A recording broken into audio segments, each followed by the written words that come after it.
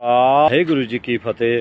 साध संगत अगे बेनती आ कि जो दुबई का गुरु नानक दरबार आ जबलली तो वह शनिवार तो जानी कि 20 तरीक तो ओपन आ।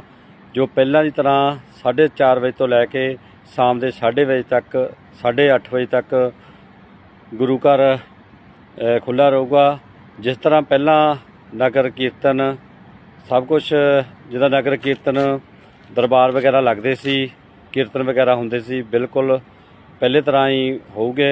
सो सारिया संगतां नूं हत्थ जोड़ के बेनती की जाती है कि शनिवार जरूर संगतां जिन्हां को टाइम हैगा तो शनिवार पहुँचो तो ऐतवार गुरु घर दीयां खुशियां प्राप्त करो तो परमात्मा चढ़ती कला विच रखे। चलो आओ सारे आपां शनिवार रल मिल के गुरु दी नगरी गुरु दे घर जाइए ते गुरु घर दीयां खुशियां प्राप्त करिए। वाहिगुरू जी का खालसा वाहिगुरू जी की फतेह।